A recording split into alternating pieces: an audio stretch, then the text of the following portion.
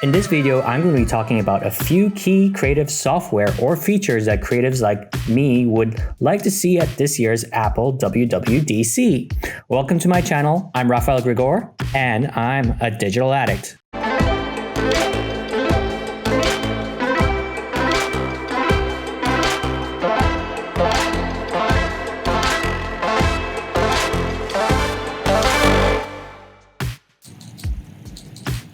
Hey guys, I'm a graphic designer and illustrator who's on a journey to monetize my art and design skills while sharing that knowledge with others who are thinking about doing the same.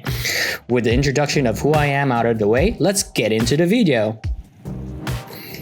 Whether you love them or you don't pay attention to them, next week's Worldwide Developers Conference, or WWDC, where Apple unveils the future of their software lineup, is an event that will shape how creatives will create content in the near future. In this video, I'm going to be talking about details that are expected as a result of reported leaks and announcements that I would like to see, but unlikely to be announced. I'm going to be breezing through the expected rumors. This is because while this is interesting, this information is being actively discussed by people who are far more knowledgeable about this than I am, and will likely change as the event gets closer. The main one being that Apple is reported to be talking about the move to ARM chips. While the move's effects aren't really something that we will be seeing affecting creatives anytime in the future, it is somewhat critical as this will affect users of what will be legacy software. So for example, if you like an old piece of software that runs on Intel, you might not be able to use it. And furthermore, if you use Windows on your Mac, you will definitely might not be able to use it. I don't think they'll have any kind of support for it. Now, whether the move will be painful or painless largely depends on whether Apple will announce an ARM version of Rosetta, which was a behind-the-scenes software that ran older PowerPC-based software on the current long-running Intel-based processors. Next, I want to talk about things that creatives like me would like to see that are somewhat likely going to be announced. The first is a more in-depth look at what creators can do with Lidar. Lidar is a technology feature that helps with augmented reality, which had been introduced with the iPad Pro 2020. I'm quite excited to see what this can be done, and what can be done with it.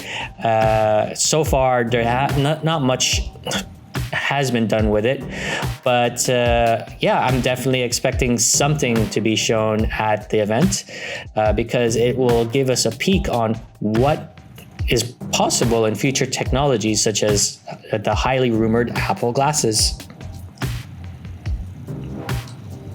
The second, less exciting thing, but something I'm expecting to see, is a remote productivity integration. To give some context, it had been reported that during the early stages of lockdowns, Apple's employees were having trouble doing remote work with their services such as FaceTime. This is because these services were primarily designed for individual consumer requirements and not enterprise needs. I foresee features, announcements, or indications of going towards improving remote collaboration work. Some apps, such as Keynote, have collaboration features where multiple people could work on a single Keynote presentation at the same time.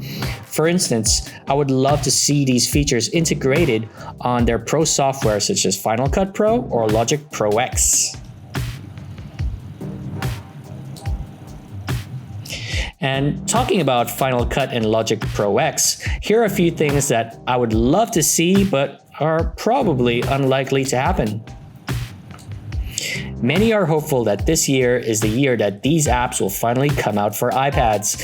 And with the recent launch of the very expensive Magic keyboards that have come out for the new iPad Pros, Apple will need killer apps to prove that their iPads are indeed pro machines.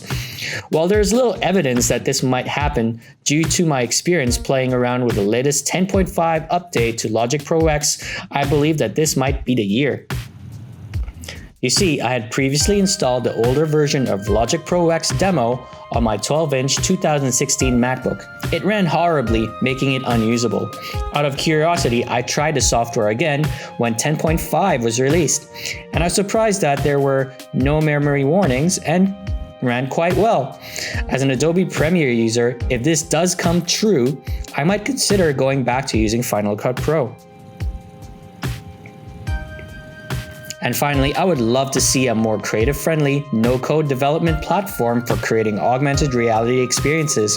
For example, platforms such as Facebook Spark AR is an easy way for non-code-based creators to get into AR. If Apple wants to see growth in developer adoption of AR, this is something that they would need to do. In conclusion, this year's WWDC is going to be quite an interesting event. While reported ARM leaks and AR kit demos that show off Lidar's capabilities are more than somewhat likely going to happen, there are some unlikely announcements such as pro-level iPad Pro apps, remote productivity, and no-code AR apps that I would love to see as a creative. Let me know what you guys would like to see at this year's WWDC down in the comments. Like it if you like my theories, and follow me if you have not already. Thanks for your time, and I'll see you in the next one. Peace.